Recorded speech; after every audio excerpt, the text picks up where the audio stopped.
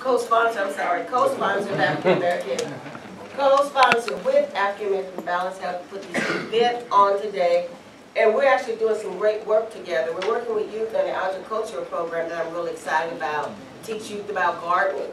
So that's a project that we're doing together, which is very, I think it's important. Actually, I started my own garden because of that. There's 4 of us sisters here. We started a garden together. Hey, there's 1, 2, 4 here. Yeah, we have a garden, community garden. And so we're real excited about that. So, and along with them, we will be working with youth. And I was hoping to be selected today, but we'll do that later on. So hopefully we'll be getting information about the program that we're doing. So we're doing some other things too. So hopefully you'll be there to support us along the way. Okay, now you can have the floor. I just love it up here. I can tell. Yeah,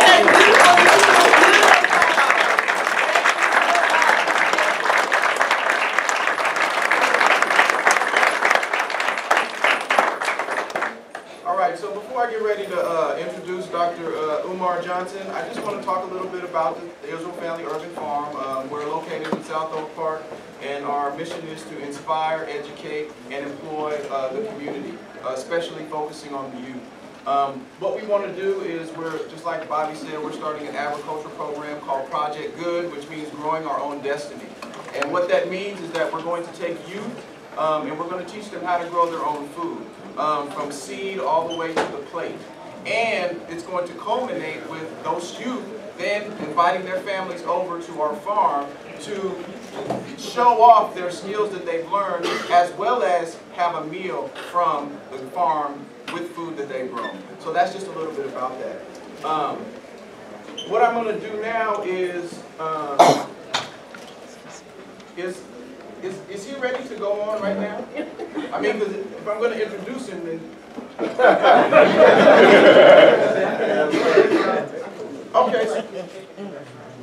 Okay, so my awareness of Dr. Umar Johnson came in 2011 with Hidden Colors.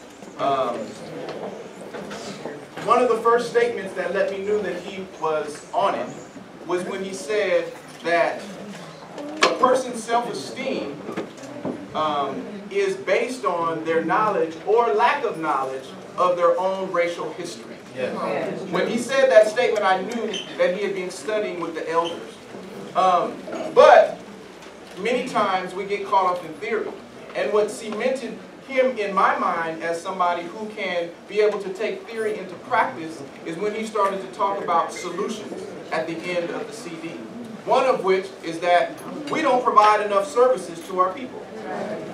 And while we talk about the church, and we talk about white Jesus, and we tear down those philosophies, we don't provide as many services to the community as they do.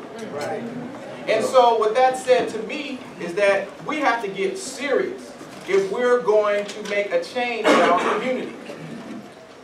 So with that, I started to follow him even more, and of course those that have seen Hidden Colors 2 and Hidden Colors 3 see that it's been building. And it's been building to an idea to now it's time for us to do something. And that culmination has come with the FM Frederick FDMG Academy that Umar Johnson plans to open. And another thing that's very important about that is because we're not talking about college. He's talking about students that are young and all the way up and through high school, so that when you graduate from high school, you're already trained to do the things that you need to do in your communities. And that reminisces me back to the days of Booker T. Washington, who had an idea to start Tuskegee University. And so we need to be trained in order to create the types of things that we need in our communities. It can't be talk. It has to be talk, and it has to be backed up by action. That's right. Talk is not going to put a seed in the ground, and it's not going to harvest the food when the food is grown. If we want our children to be future revolutionaries, then we have to train them from the time that they come out of the womb, 24 hours a day, 7 days a week. And if they go away from that and if they go astray, then they can't be blamed. It's our fault. It's either something we didn't do or something we didn't put in place. Right. Okay. Okay. All right. All right, so I got 4 minutes to talk now. Well, let me give you an idea. So first of all, many people asked about me when I came. I'm not here today. I'm not going to be here for Umar Johnson. There's a reason for that. Anybody familiar with CERT? Heard the name before? Yeah, I've heard it before. Okay, CERT. It's called the Citizens Emergency Response Team. What it is, it's a federally funded program where for free they teach you how to deal with a disaster. It's disaster preparedness training. And that's where I am right now. And it's amazing that nobody in this room knows anything about that. Because I'm in a class right now with 50 people. And guess how many of us are there? None. Just me. And the 2 brothers that are supposed to be there that are here helping out. So what I'm telling you is that our community is not prepared for a disaster.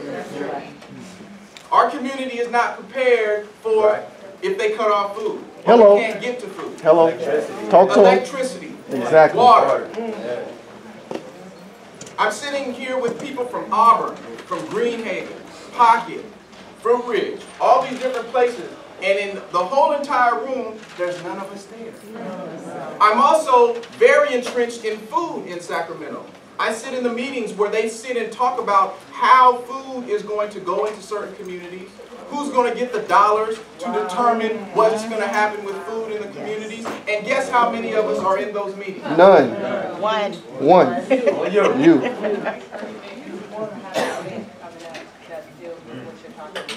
Okay, well, October 25th, Neighborhood Survival 101. I will be at the door to get your information and give you the information. Neighborhood Survival 101 is a crisis and preparedness workshop. I'm doing this. It's $1 to get at the door. There will be elders. There will be presentations by families, by youth. And basically we're coming together in the spirit of what this brother's talking about. So we are here and we need to connect. But it's happening. Saturday, October 25th. Just mark your calendar. It's online. You can find it, and I'll make sure to give you those informations as well. But for you who have young children, those of you who have elders, we don't have evacuation plans. We don't have these basic things in line. We think we know because we watch some apocalyptic films, and we think we know how to respond, but you don't even know how to deal with losing a job without losing your mind. So imagine your natural resources are getting cut off. We'll have CPR demonstrations. We'll have gun control and safety demonstrations. We'll have demonstrations on how to build survival kits. There will be things there. You come and contribute and we can continue this series and continue to build it. Neighborhood Survival 101, October 25th, this month, 20-something days away. Please bring your family. It's $1 at the door.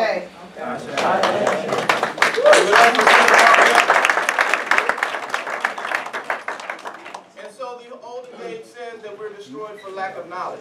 And so it's now time that we bring the culmination of that knowledge from different sources, as our sister said here, as well as in the culmination of the Frederick Douglass Marcus Garvey Academy. So I want everybody to know that when I heard him talk about the different subjects that are going to be taught at the college, I realized that this is exactly what we need. It's exactly what we need. And it's something that, when implemented, because it's going to take all of us to do something like this. As we find, many of our organizations have visionaries who come to the table with the solutions. But how many of them are funded completely and totally by our people? I know I'm a farmer. I know who comes to the farm to buy food from me. I know. So we have to now, and it's not always money. Everybody has skills. We have college people that have been to college that have skills. We have people that haven't been to college that have skills. So we have all of our people that are sitting in this room. There's $5 million in this room right now. The people that have the knowledge and the people that can work. It's in this room right now. All of the things that we need are in this room right now for us to take over Sacramento. Come on. But there may be some Muslims here. And there may be some people who believe in Egypt here. and there might be some Hebrews here. And somehow we don't all sit at the table as family. But that doesn't happen with Irish or Germans. It doesn't happen with Koreans. It doesn't happen with Chinese. They sit down and they build grocery stores. And whether you're a Chinese Muslim or a Chinese Christian or a Chinese Buddhist, they all shop at the same grocery store. So it's time